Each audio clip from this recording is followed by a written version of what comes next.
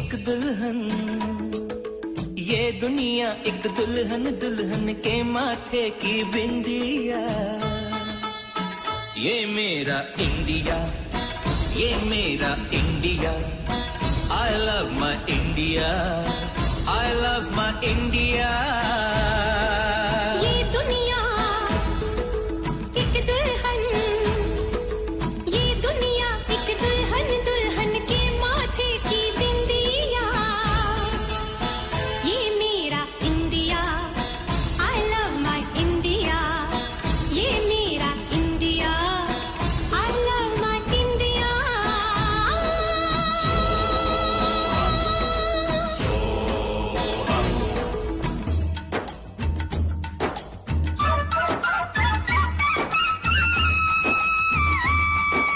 पीहू पीहू बोले पपीहा, कोयल कुहू कुहू गाए।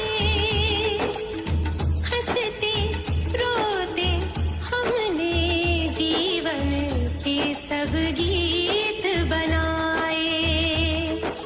ये सारी दुनिया अपने अपने गीतों को गाए। गीत वो गाओ जिससे इस मिट्टी की खुशबू आए, मिट्टी की खुशबू आए। I love India, I love my India। I love my India, I love my India। वतन मेरा इंडिया, सजन मेरा इंडिया।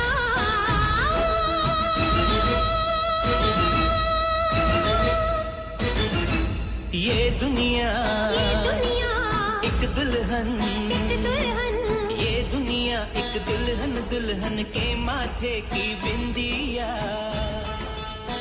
ये मेरा इंडिया। 42 ఆగస్టు పోరాట ఉద్యమంలో పెద్ద స్థాయిలో తెనాలి ప్రాంతీయులు పాల్గొనడం, ఆ పాల్గొన్న సందర్భంలోనే ఈ 7 అమరవీరులు ఆనాడు చనిపోవడం జరిగింది అని చెప్పి మీకు మనం చేసుకుంటా ఉన్నా. వారికి గుర్తుగానే ఆనాడు ఈ స్తూపాలన్నీ ఆవిష్కరించుకోవడం జరిగినాయి. అది ఈ ప్రాంతం యొక్క చరిత్ర. ఎంతో మంది జాతీయ ఉద్యమంలో పాల్గొన్న పెద్దలు ఉన్నారు మన ప్రాంతం నుంచి. ఆ తర్వాత మీ అందరికీ తెలుసు, ఒక వర్గం ఒక వర్ణం అనేది కాకుండా సామాజిక చైతన్యాన్ని తీసుకురావాలని మన పెద్దలు త్రిపుందేని రామస్వామి చౌదరి గారు ఇందాక ఆయన పద్యం చదివారు. వీరగంధం తెచ్చినాము వీరులెవరో తెలుపుడు అని ఆయన ఆ రోజున ఒక పిలుపు.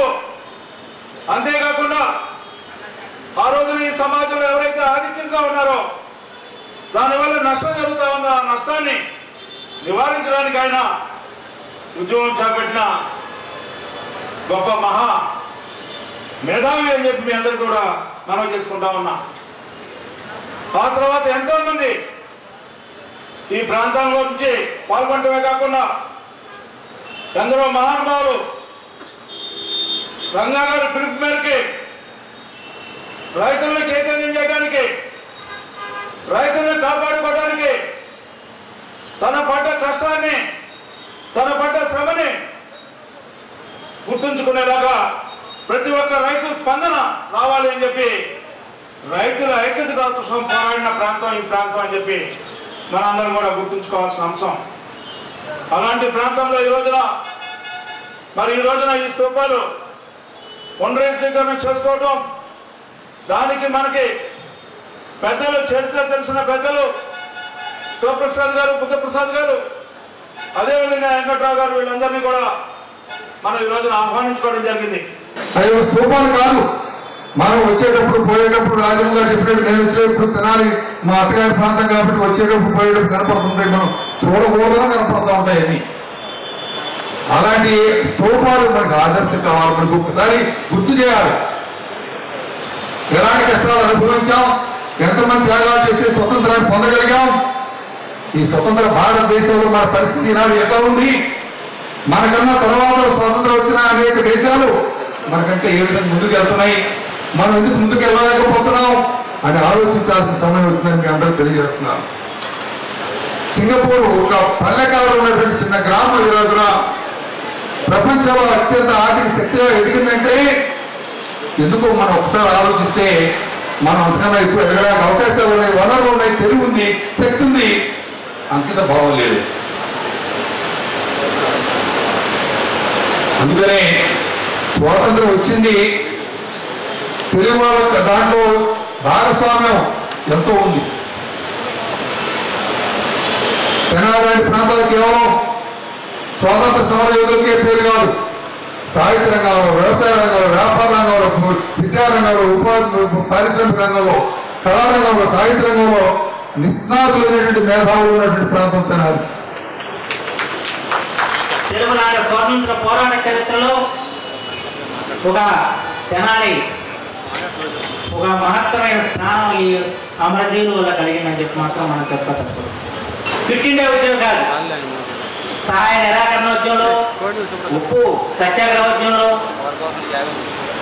స్వాతంత్రోద్యమం సంబంధించిన ఏ ఉద్యమం వచ్చినా అన్ని ఉద్యమాల్లో కూడా ముందంజ వేసిన తెనాలని చెప్పి మాత్రం మనం చేస్తున్నాం. తన హిందీ ఉద్యమానికి కూడా నాంది పలికిన తెనాలి. అందుకే మహాత్మా గాంధీ గారు ఇక్కడ హిందీ ప్రేమ మండలిని ప్రత్యేకించి ఆయన సందర్శించుకుంటారు. ఇకపోతే తెలుగు భాష సాంస్కృతిక రంగాన్ని చూస్తే అటు సాహిత్యాన్ని ప్రభావితం చేసింది తెనాలి అని చెప్పి మనం చెప్పచ్చు. ఆ రోజున కవిరాజు త్రిపురనేని రామస్వామి చౌదరి గారు ఒక భావ విప్లవం తీసుకొచ్చారు. ఆ విప్లవం చివరికి తమిళనాడులో వర్ధిల్లింది. అన్నాదురై చెప్పాడు, ఇద్దరు రామస్వాములు మాకు స్ఫూర్తిదాయకులు. ఒకరు త్రిపురనేని రామస్వామి చౌదరి అయితే మరొకరు ఈవి రామస్వామి నాయకుడు. ఈయన యొక్క భావజాలంతోనే అక్కడ డీఎంకే పుట్టింది, ద్రావిడ ఉద్యమం పుట్టింది. దానికి కారణం తెనాలి. తెనాలి రామకృష్ణ దగ్గర నుంచి, రావుల భరద్వాజ్ దగ్గర నుంచి, కొడకూరు వినాయక్ వరకు కూడా ఈ తెనాలి గాలి పిలిచిన వారే ఈ తెనాలి గాలి నుంచి సాహిత్యాన్ని వారు జాతికి అందించారు. అలాంటి మాత్రమే చరిత్ర తెనాలి పనులు ఈరోజు కూడా ఇంకా అది నిలబడుతుంది. అంటే అది కేవలం తెనాలి వారికే పరిమితం కాదు, తెనాలి మొత్తం తెలుగు జాతిని ప్రభావితం చేస్తుంది. ఇటీవల కాలం నాకు ఒక మిత్రుడు ఆంధ్ర విద్యార్థిలో పుస్తకం తీసుకొచ్చి నాకు ఇచ్చారు. ఆంధ్ర విద్యార్థిలో మా నాన్నగారి వ్యాసం ఉంది. అది ఎప్పుడో 1947, 46 ప్రాంతంలో వ్యాసం. మా బహుశా మా నాన్నగారు రాసిన నాకు దొరికిన వ్యాసాలు మొట్టమొదటి వ్యాసం. ఆ పత్రిక నడిపిన వారు ఏఎస్ఆర్ కృష్ణ గారు. ఆ రోజున ఆంధ్ర విద్యార్థి కాంగ్రెస్ లో ప్రముఖ నాయకుడు. దానికోసం చెప్పి జాతీయ భావాన్ని విద్యార్థుల్లో క్లోజ్ చేయడం కోసం ఆ పత్రిక నడిపారు. ఎవరు ఏఎస్ఆర్ కృష్ణ నాకు అర్థం కాల. ఎంతో నేను దాని మీద అన్వేషించాను. చివరికి తేలింది ఏంటంటే ఆలపాటి రాజేంద్ర ప్రసాద్ గారు తండ్రి అని చెప్పి. ఆ పత్రిక మీకు వేటపాలెం లైబ్రరీలో ఉంది. అదృష్టశాస్త్రం నాలుగు కూడా కాపాడు. అంటే ఆ రోజున మా నాన్నగారు, ఏఎస్ కృష్ణ గారు వీళ్ళందరూ కూడా విద్యార్థి కాంగ్రెస్ లో నాయకులుగా ఉండి జాతీయ భావాన్ని చిన్ననాటినే పుణికిపుచ్చుకొని ఈ జాతీయ ఉద్యమానికి తమదైన సేవ చేయడానికి స్ఫూర్తి తెనాలి నుంచి లభించిందని చెప్పి నేను సగడంగా చెప్తాను. అంటే తెనాలితో స్ఫూర్తి మొత్తం యావత్ జాతికి లభించింది. అయితే ఆ స్ఫూర్తిని ఇవాళ నిలబెట్టాల్సిన బాధ్యత భవిష్యత్తు తెలుగు జాతి చరిత్రలో మళ్ళా ప్రముఖ పాత్ర వహించి మన తెనాలి వైభవం నేర్పాల్సిన బాధ్యత ఇక్కడ ఉన్న యువత యువకుల మీద ఉందని చెప్పి మాత్రం మనం చేస్తున్నాం. ఆ విషయాన్ని గుర్తు చేయడానికి ఇవాళ ఇంత శ్రమపడి రాజేంద్ర ప్రసాద్ గారు ఈ కార్యక్రమం పెడతారు.